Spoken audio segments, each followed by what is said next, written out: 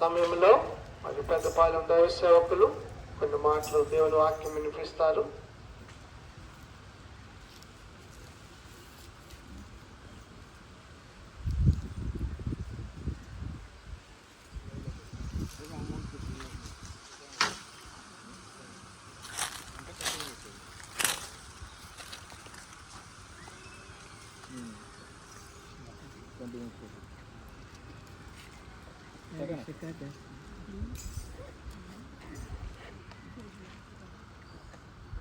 చూడండి, దేవుని వాక్యంలో అండి తెస్సలోనికి రాసిన మాట పత్రిక 4వ అధ్యాయము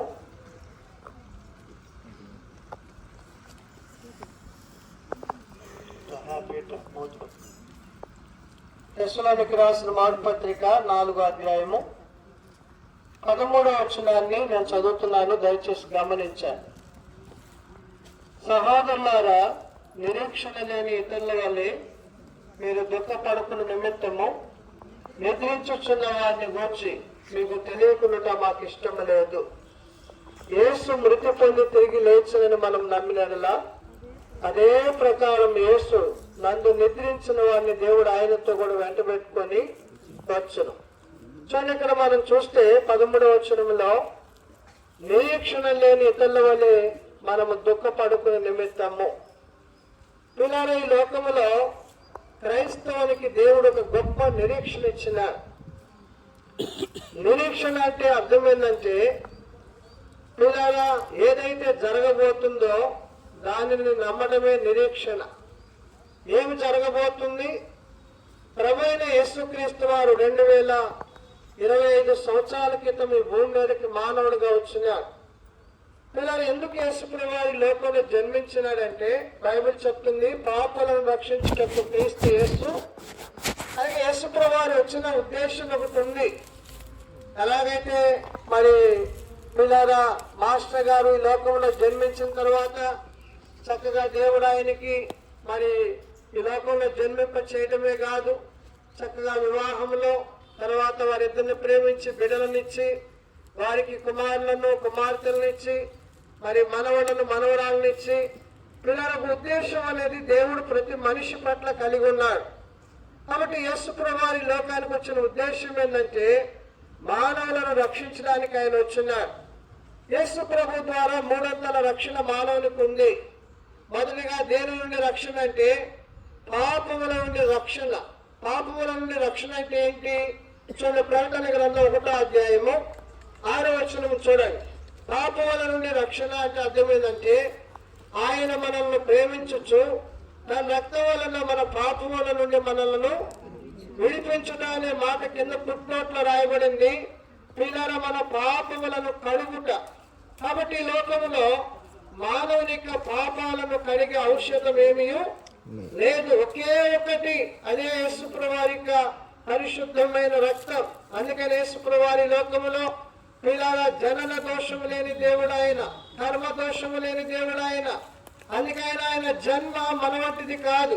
కన్యకకు ఆయన పరిశుద్ధాత్మ ద్వారా ఆయన ఈ లోకంలో జన్మించినాడు. అందుకని యేసుప్రభు వారి యొక్క జన్మ ఎంతో పరిశుద్ధమైనది, ఎంతో పవిత్రమైనది.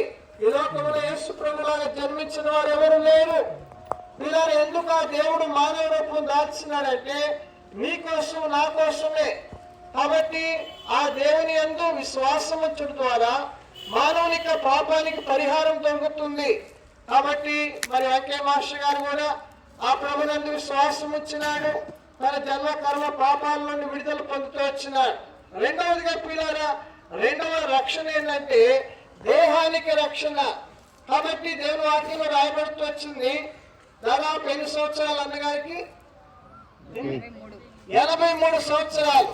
మనం చూస్తా ఉన్నాం, కొంతమంది చిన్న చిన్న వయసులోనే పిల్లలు చనిపోయేవారు ఉంటారు. అంటే 83 సంవత్సరాలు దేవుడు ఆయన దేహాన్ని ఏం చేసినట్టే పిల్లలు తన ఆయుష్ని పొడిగించినాడు కదా. రెండవదిగా దేహానికి రక్షణ. ఉదయకాలం మనం చూసినాం, షద్రకు, మెషకు, అబేద్నెగో అనే వారి దేహాన్ని కూడా దేవుడు ఏం చేస్తున్నాడండి, కాపాడుతూ వచ్చినాడు. రెండవదిగా దేహానికి రక్షణ. మొదటిగా పిల్లల పాపముల నుండి ఆయన రక్షిస్తాడు. రెండవదిగా మన దేహానికి ఆయన రక్షణ ఇచ్చేవాడు ఉన్నాడు, అనగా ప్రాణాన్ని ఆయన రక్షించేవాడు ఉన్నాడు.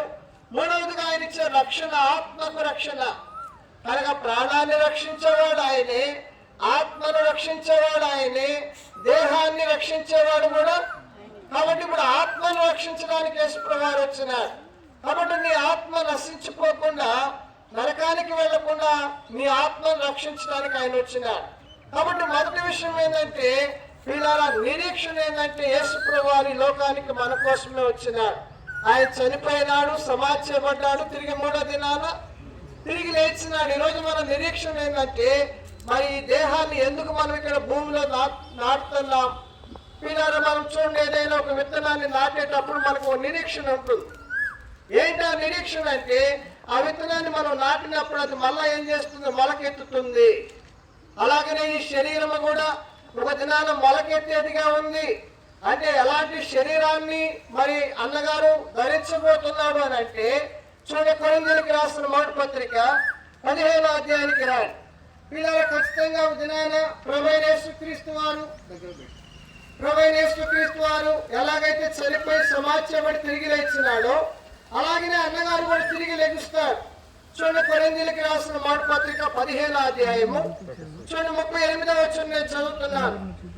అయితే దేవుడే తన చిత్త ప్రకారం నీ విత్తన దానికి శరీరం ఇచ్చును, మరియు ప్రతి విత్తనములకు దాని శరీరం ఇచ్చుచున్నాడు. చూడండి, మాంసం అంటే ఒక విధమైనది కాదు. మనుష్య మాంసం వేరు, మృగ మాంసం వేరు, పక్షి మాంసం వేరు, చాప మాంసం వేరు. మరియు ఆకాశ వస్తువుల రూపం కలదు, భూ వస్తువుల రూపం కలదు. ఆకాశ వస్తువుల రూపం మహిమ వేరు, భూ వస్తువుల మహిమ. ఇలా ఆలోచన చేయండి. ఇప్పుడు ఈ శరీరం యొక్క మహిమ వేరు. ఈ శరీరం ఎంతో దీన శరీరం. పిల్లరా, మరి ఈ లోకంలో ఏ రోగాన్ని కూడా తట్టుకోలేనటువంటి శరీరం ఇది. ఎంతో బలహీనమైన శరీరం. పిల్లలు అయితే దేవుడు దినాన్ని ఇవ్వబోతున్న శరీరం. ఖచ్చితంగా అన్నగారు ప్రభువుని విశ్వాసం ఉంచి నిద్రించినాడు కనుక తిరిగి ఆయన మృతుల్లో నుండి తిరిగి లేస్తాడు. లేచినప్పుడు ఎలాంటి శరీరంతో అన్నగారు లేపబడబోతున్నాడంటే చూడండి, ఇక్కడ రాయబడింది 42వ వచనం. మృతుల పునరుద్ధానం అలాగే శరీరం క్షయమైనదిగా వెత్తబడి అక్షయమైనదిగా లేపబడను, ఘనహీనమైనదిగా వెత్తబడి పిల్లల మహిమగలదిగా లేపబడను, బలహీనమైనదిగా వెత్తబడి బలమైనదిగా లేపబడను. ప్రకృతి సంబంధమైన శరీరం ఎత్తబడి ఆత్మ సంబంధమైన శరీరముగా మీరు ఆలోచించేయండి. ఒక దినాన మహిమా శరీరంతో ఆయన లేపబడబోతున్నాడు, బలమైన శరీరంతో ఆయన లేపబడబోతున్నాడు. కాబట్టి ఆ శరీరంతో తిరిగి లెగుస్తాడని బైబిల్ గ్రంథం తెలియజేస్తా ఉంది. యేసుక్రీస్తు ప్రభువారు కూడా మృతులలో నుండి తిరిగి ఆయన ఏం చేస్తున్నాడు, తిరిగి లేచినాడు. అందుకని యేసుప్రభువారు అన్నాడు, ఓ మరణమా నీ విజయం ఎక్కడా, ఓ సమాధి నీ విజయం ఎక్కడా. వీళ్ళ మరణాన్ని ఓడించిన వారు ఎవరైనా ఉన్నారు ప్రపంచంలో అంటే ప్రభువైన యేసుక్రీస్తు వారే. మరణం చేతులు అందరూ ఓడిపోయినారు, కానీ వీళ్ళారా యేసు ప్రభు వారి చేతుల్లో మరణం ఏమైపోయింది, ఓడిపోయినట్లుగా ఉంది. అందుకని నేటి వరకు యేసుక్రీస్తు ప్రభు వారి యొక్క సమాధి ఖాళీగా ఉంది. కాబట్టి రెండవదిగా మనం ఇక్కడ గమనించాల్సింది ఏంటంటే యేసు ప్రభు నందు వీళ్ళ నిరీక్షణ మనకేంటంటే అన్నవ దినాలు తిరిగి లేపబడతాడు, మహిమా దేహంతో లేపబడతాడు. అందుకని యోహాను సువార్త చూడండి 5వ అధ్యాయంలో ఏం రాయబడిందో, యోహాను సువార్త 5వ అధ్యాయము చూడ చక్కని మాట అక్కడ మనం చూస్తాం. యోహాను సువార్త 5వ అధ్యాయము చూడండి, నేను చదువుతున్నాను ఆ మాట 28వ వచనం.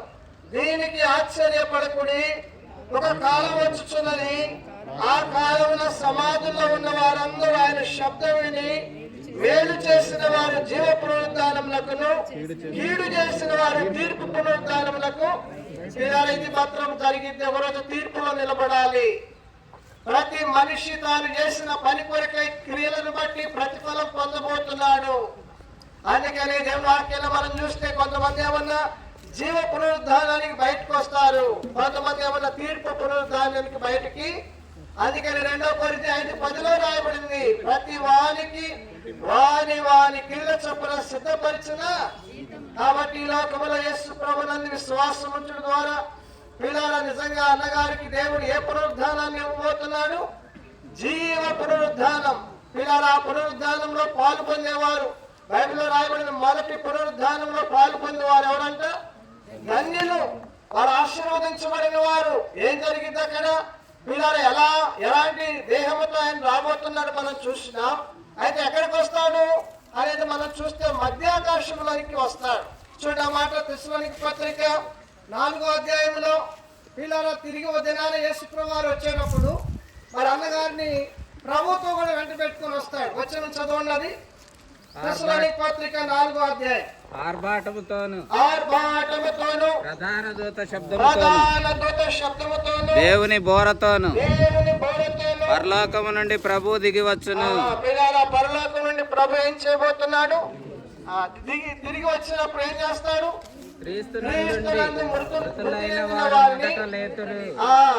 లెగుస్తారు. ఆ మీదట సజీవులమై నిలిచిండ మనం కూడా ఏం చేస్తాం. ఈ రోజు నువ్వు నిజంగా ఆయన వస్తే మధ్యాకాశకి నువ్వు కూడా మార్పు చెందడానికి సిద్ధంగా ఉన్నావా?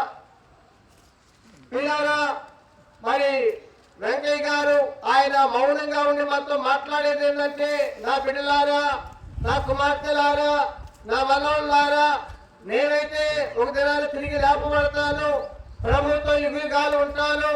అయితే ఈ రోజు యేసుప్రభు వారు వస్తే నువ్వు మార్పు చెందుతావా? కానీ ఈ రోజు నువ్వు ఆ దేవుని నువ్వు కూడా విశ్వాసం ఉంచకపోతే మా నిరీక్షణ ఏంటంటే వెంకయ్య గారిని ఖచ్చితంగా మేము చూస్తాం. పిల్లల మధ్యాకాశంలో అన్నగారిని మేము చూస్తాం. మీరు చూస్తారా? ఇక్కడ యేసుప్రభువుని విశ్వాసం ఉంచకుండా నీ పాపాలకు పరిహారం కలగకపోతే నువ్వు ఒక దినాన్ని ఆయన్ని చూడలేవు. కాబట్టి అందుకని ఈ దినాన దేవుని వాక్యంలో దేవుని ఏం మాట్లాడుతున్నాడంటే, నీవు కూడా ఆయన్ని చూడాలంటే మధ్యాకాశంలో నీవు కూడా ప్రభువైన యేసుక్రీస్తునందు విశ్వాసం ఉంచాలి. నీ జన్మ కర్మ పాపం నుండి విడుదల పొందాలి. మీరు అంత మాత్రమే కాదు, ఇంకో మాట మీకు అక్కడ చదివిస్తాను చూడండి. తెస్సలోనికీ పత్రికలోనే 4వ అధ్యాయంలో కింద వచ్చును చదవండి, దాని కింద వచ్చును. ఆ మీదట సజీవులమై నిలిచియుండు మనము వారితో కూడా ఏకముగా ప్రభువును ఎదుర్కొనుటకు ఆకాశ మండలమునకు మేఘముల మీద కొనిపోబడదుము. కాగా ఆలోచించే ప్రభువునందు నిద్రించిన వారిని మృతుల్లో నుండి ప్రభు లేపుతాడు.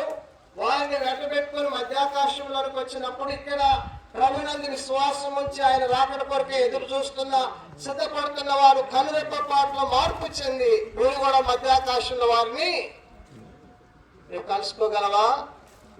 మీ తాతగారిని నువ్వు చూడగలవా? మీ నాన్నగారిని నువ్వు చూడగలవా? ఈరోజు దేవుని వాక్యం మీతో మాట్లాడుతూ నువ్వు కూడా అలాంటి సిద్ధపాటు కలిగి ఉండాలి. నువ్వు కూడా ఆయన్ని ఎదుర్కోవడానికి, ఆయన్ని చూడడానికి నిజంగా అక్కడ యుగాలు దేవుని రాజ్యములో మహిమలో పిల్లలు వారు ఎంత సంతోషంగా ఉంటారంటే బైబిల్ గ్రంథం చెప్తుంది. చూడండి, ఒక మాట చదువుకొని ప్రార్థన చేసుకుందాం. చూడండి, ప్రకటన గ్రంథానికి రండి. ఒక వచనాన్ని అందరికి కలిసి చదువుకుందాం. యుగ యుగాలు 7వ అధ్యాయము. చూడండి, ప్రకటన గ్రంథం 7వ అధ్యాయం.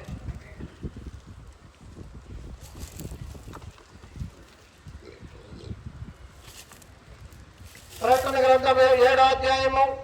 చూడండి, నేను చదువుతున్నాను. 14వ వచనం. వీరు మహాశ్రమల నుండి వచ్చిన వారు గొర్రె పిల్ల రక్తంలో తమ వస్త్రములను ఉతుక్కొని వాటిని తెలుపు చేసుకోండి. అందువలన వారు దేవుని సింహాసనం ఎదుట ఉండి రాత్రింబగళ్ళు ఆయన ఆలయములు ఆయనను సేవించుచు సింహాసనాసుడైన వాడు తానే తన గుడారం వారి మీద కప్పను. వారికి ఇక మీదటి ఆకలైనను దాహమైనను ఉండదు. సూర్యుని ఎండైనను ఏ వడగాలైనను వారికి. ఆ సృజనక్క చెప్తా ఉండేది, ఏమక్క వారంలో మధ్యపూడికి రావట్లేదంటే ఏడన్నా నాన్నగారికి అన్ని చూసుకోవాలి, పిల్లల అన్ని చూసుకోవాలి. ఇప్పుడు నాన్నగారికి ఏమున్నది అక్కడ? ఇక ఆకలి లేని రాజ్యం, దప్పిక లేని రాజ్యం. పిల్లల ఇక షుగర్ బిళ్ళలు అవసరంలా, అక్కడ బీపీ బిళ్ళలు అవసరంలా. కనుక దేవుని రాజ్యములో ఎంతో సంతోషకరమైన స్థలములో పిల్లల యుగాలు దేవునితో మరి ఆయన ఉంటాడనేది దేవుని వాక్యంలో మనం చూస్తాం. అదే మన నిరీక్షణ. ఈ లోకంలో వాక్యం ఏంటన్నా ప్రియమైన సహోదరుడు, ఈ నిరీక్షణ నీకుందా? ఈ లోకాన్ని విడిచిపెడితే, నీ దేహాన్ని విడిచిపెడితే నువ్వు ఎక్కడికి వెళ్ళాలనుకుంటున్నావు? కనుక ఈ నిరీక్షణ నీకు కూడా కావాలంటే ప్రభువైన యేసుక్రీస్తునందు విశ్వాసం ఉంచడం ద్వారా, ఆయనను నమ్మటం ద్వారా ఈ నిరీక్షణ నీకు దొరుకుతుంది. చూడండి, ఆ మాట అక్కడ ఇంకొక మాట నేను చదివి 16వ వచనం. వారికి ఇక మీదట ఆకలైనను దాహమైనను ఉండదు. సూర్యుని ఎండైనను ఏ వడగాలైనను వారికి తగలదు. ఏలయనగా సింహాసనం మధ్య ఉన్న గొర్రెపిల్ల వారికి కాపరై జీవజలముల బొగ్గరి వద్దకు వారిని నడిపించును. దేవుడే వారి కల్లా ప్రతి బాష్ప బిందువును. ఇలారా నిజంగా వెంకయ్య మాస్టర్ గారి లోకములు ఎంత కష్టపడ్డాడో, ఎంత శ్రమ పడ్డాడో, పిల్లారా ఏ విషయాల్లో తన జీవితంలో బాధపడ్డాడో. వాస్తవంగా ఈ లోకంలో పిల్లలు గాని, తల్లిదండ్రులు గాని, బంధువులు గాని, రక్త సంబంధికులు గాని కొన్నిసార్లు మనం బాధకుండా కష్టంగా వెళితే ఆ బాధలో ఆ కష్టంలో వాళ్ళు పాల్పంచుకోలేరు. కానీ దేవుడు అంటున్నాడు, వారి కనుల ప్రతి బాష్ప బిందువుని నేను. కానీ ఇప్పుడు దేవుడు ఏం చేస్తూ ఉంటాడు అదని? ఆయన జీవితంలో వెళ్ళిన కష్టాలు, బాధలు, ఆయన జీవితంలో వెళ్ళిన శ్రమలు, ఇరుకులు, ఇబ్బందులు, వాటన్నిటికీ పిల్లల దేవుడు తన ఒళ్ళో కూర్చోబెట్టుకొని ఆయన కనుల నుండి వచ్చే ప్రతి బాష్ప బిందువును ఈరోజు నీకు కావాలి ఇలాంటి ఆధిక్యత. కనుక ఆ ప్రభునందు నువ్వు కూడా విశ్వాసం ఉంచితే ఒక దినాన దేవుని రాజ్యములో మహిమలో నువ్వు కూడా ఉంటావు. అక్కడ ఎంతో నెమ్మది ఉంటుంది. అందుకని యేసుప్రభు వారి లోకానికి వచ్చింది. అందుకే ఏమన్నాడంటే, యేసుప్రభు వారు శాంతిని మీకు అనుగ్రహించి వెళ్తున్నాను, లోకం ఇచ్చినట్లు కాదు, నా శాంతిని. కాబట్టి శాంతి నీకు కూడా కావాలంటే ఈ క్షణమే ఇక్కడే ప్రభా నాకు కూడా మరి అలాంటి నెమ్మది, అలాంటి శాంతి నాకు కూడా అనుగ్రహించు, ఆ పరలోక రాజ్యాన్ని నాకు కూడా అనుగ్రహించని నువ్వు అడిగితే తప్పకుండా దేవుడు నీకు కూడా ఆ దేవుని రాజ్యంలో ఆ యొక్క పరలోక రాజ్యంలో ఉండే ధన్యత నీకు ఇస్తాడు. లేకపోతే నువ్వు మరణిస్తే బైబిల్ చెప్తుంది, అగ్ని ఆరదు, పురుగు. వెళ్ళి ఏం చేయాలి? నరకంలో పిల్లలు ఆలోచించేయండి. ఈ లోకంలో దాహం వేస్తే కొండ ఎద్దకు నీళ్ళు తీసుకొని తాగుతున్నావు. కానీ నీకు ఆకలి వేస్తే నీకు కావాల్సిన ఆహారాన్ని తీసుకుంటున్నావు. నరకములో అక్కడ నీ దాహం తీర్చబడదు. అందుకని ధనవంతుడు ఏమని కేకేస్తున్నాడు? తండ్రి అయిన అబ్రహామా, లాజరును పంపించున్న నాలుకను. ఇక నాలుక చల్లారేదేముండదు. యుగాలు నువ్వు వేదన పడాల్సిందే, బాధపడాల్సిందే. అందుకని యేసుప్రభువు వారు ఆ నరకానికి వెళ్ళకూడదని శిలువ మీద నీ పాపానికి వచ్చే శిక్ష ఆయన భరించినాడు. నీ కొరకు ఆయన శరీరం అంతా నాగల చాలవని దున్నించుకున్నాడు. నీ చేతులతో, నీ కాళ్లతో, నీ తలపుల ద్వారా, నీ దేహము ద్వారా జరిగించిన పాప క్రియల కొరకై శిక్ష యేసుప్రభువు వారు భరించినాడు. కాబట్టి ఈరోజు ఆ యేసుప్రభువు నందు విశ్వాసం ఉంచు. దేవా, నువ్వెవరో అనుకున్నాను, నా కోసం వచ్చినావా, నా పాపాల కొరకు చనిపోయినావా, నా కొరకై తిరిగి లేచినావా? నీ అందు విశ్వాసం ఉంచితే ఆ పరలోక రాజ్యం నాకు కూడా ఇస్తావా ప్రభా? ఆ రాజ్యం నాకు కూడా కావాలని నువ్వు కనుక నీవు అడిగితే, బైబిల్లో మనం చూస్తాం, శిలువ వైపున శిలువ మీద వేలాడుతున్న ఒక దొంగ యేసు ప్రభువుని అడిగినాడు, అయ్యా నువ్వు నీ రాజ్యంలో వచ్చినప్పుడు నన్ను జ్ఞాపకము యేసు ప్రభువాడు ప్రేమ కలిగిన వాడాయన, దయ కలిగిన వాడాయన, కరుణ కలిగిన వాడాయన. ఆయన యొద్దకు వచ్చి వారిని ఎవరిని ఆయన బయటికి త్రోసివేసేవాడు. ఈ రోజున వస్తే ఆయన నిన్ను చేర్చుకుంటాడు. ఏమన్నారు తెలిసిన? నేడు నీవు నాతో కూడా పరదేశంలో ఉంటావు. ఎవరిస్తారండి మోక్షం నీకు? ఎవరిస్తారండి పరలోక రాజ్యం నీకు? ఈ లోకంలో దేవుడి ఆ మోక్షాన్ని, వైకుంఠాన్ని, పరలోకాన్ని నీ కొరకు సిద్ధపరిచినాడు. అందుకని యేసుప్రభువారు అన్నాడు, నా తండ్రి చేత ఆశీర్వదింపబడిన వాళ్ళారా, లోకం పుట్టింది మొదలుకొని మీ కొరకు సిద్ధపరిచిన రాజ్యమును మరి ఆ రాజ్యంలోనే ప్రవేశించినాడు అన్నగా. ఈ రోజు నువ్వు ఆ రాజ్యంలో ప్రవేశించాలంటే నీ తండ్రి విశ్వాసం ఉంచిన, లేకపోతే నువ్వు ప్రేమించి వచ్చిన మరి అన్నగారు ఏ దేవుని ఎందు విశ్వాసం ఉంచాడో ఆ దేవుని ఎందు నువ్వు కూడా కొద్ది విశ్వాసం ఉంచాలి. నువ్వేం చేయాల్సిన అవసరం లేదు. కాబట్టి ప్రభునందు విశ్వాసం ఉంచుము, అప్పుడు నీవు నీ ఇంటి వారు గొప్ప రక్షణ పొందుతారు. మేము మీ కొరకు ప్రార్థన చేస్తాం. తర్వాత ప్రార్థన అయిపోయిన తర్వాత బాక్స్ లోపల పెడతాం. ప్రార్థన చేసుకుందాం.